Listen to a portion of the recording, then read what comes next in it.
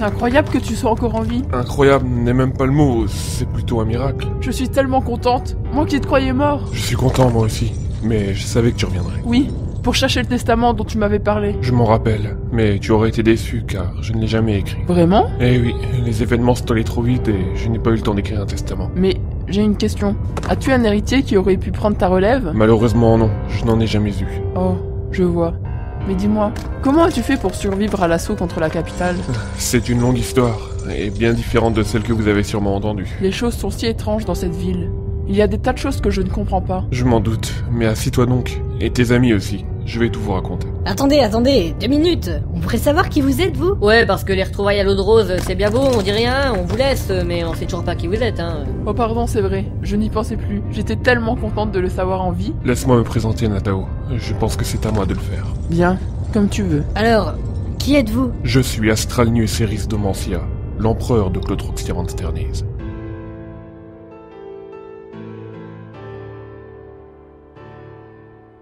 Chapitre 23. L'assaut. Alors que nos héros avaient gravi le donjon de la capitale dans le but de trouver un testament et peut-être un héritier à l'Empire, ils se retrouvèrent face à face avec l'empereur qui s'apprêtait à leur révéler la sombre tragédie de Domancia.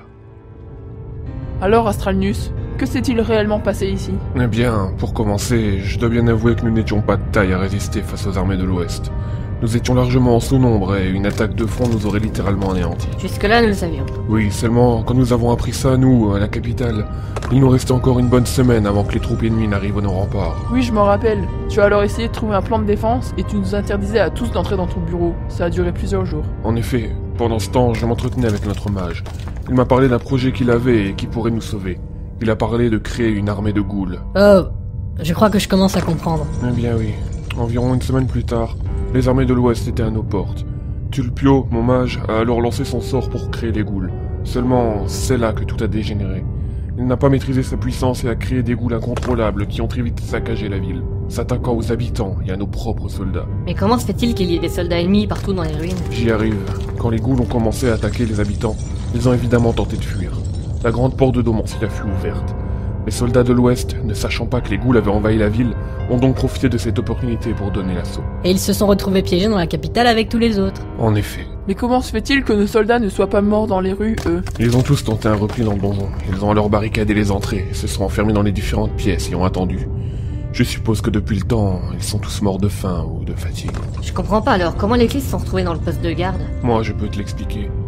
Tulpio s'était enfermé le dernier dans son labo. Quand il a entendu que la ville était redevenue calme, il est sorti de sa cachette et a quitté la ville en direction de la forêt de l'Arbre Rouge, dans laquelle il se cache sûrement encore. Ce serait le mage que nous avons croisé et qui se fait passer pour Mérigno? Je pense que c'est bien lui. Il a sans doute eu honte de son échec avec les ghouls et a décidé de changer de nom pour ne pas que quelqu'un le reconnaisse. Vu ses pouvoirs, il a dû prendre le nom d'un mage puissant. Mérigno est sans conteste le meilleur sorcier de l'Empire, ça ne m'étonne pas qu'il ait pris ce nom. Ah, voilà qui me rassure. Ce sale Istronaf avait fini par me mettre le doute. Bien, les choses deviennent plus claires alors. Et tu ne nous as toujours pas dit comment tu as survécu, toi. C'est vrai. Eh bien, j'ai fait comme tous les autres. Je me suis réfugié dans ma chambre et je m'y suis barricadé en attendant que passe la tempête. Heureusement, j'avais toujours gardé des réserves de nourriture dans un coin de ma chambre.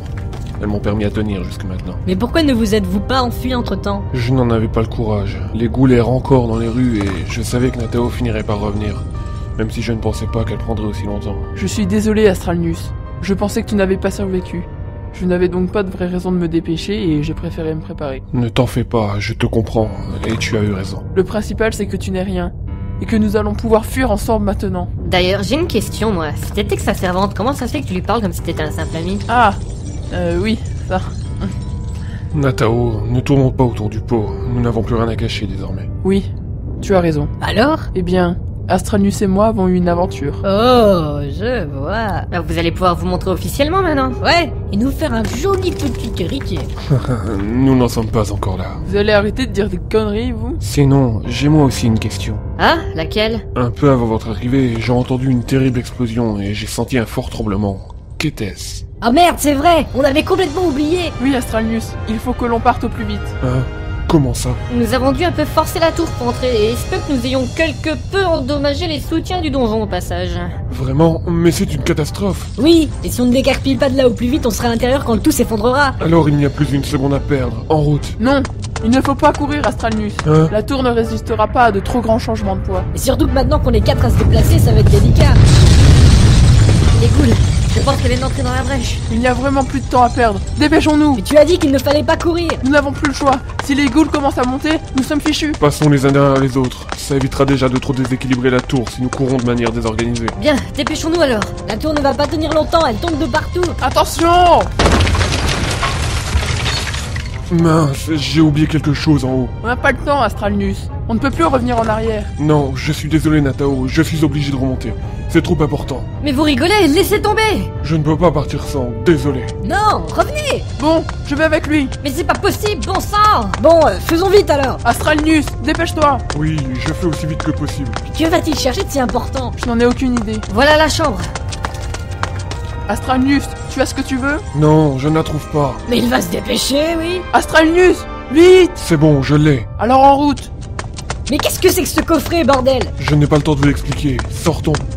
Merde, la sortie est bloquée par les gravats. Mais qu'allons-nous faire? Nous sommes prisonniers ici. C'est une blague, y a pas d'autre passage. Il y a un énorme trou dans le mur, mais y passer serait du suicide. Regardez, il n'y a plus aucune goule dans les rues. Elles sont sans doute toutes entrées dans le donjon maintenant. Mais c'est pas possible, on va quand même pas crever ici. Écoutez, on n'a plus le choix. Il faut trouver un abri, se cacher à un endroit qui nous protégera de l'effondrement. Mais où? Venez, nous pouvons nous cacher dans le coffre-fort. Il sera assez grand? Oui, c'est une grande salle que j'avais fait construire à côté de ma chambre pour y mettre les objets de valeur. Mais je n'y ai jamais rien mis car j'entrepose tout dans un coffre secret à la banque. Alors allons-y. C'est ici? Oui, il faut que je l'ouvre. Dépêchez-vous! Voilà. Entrons.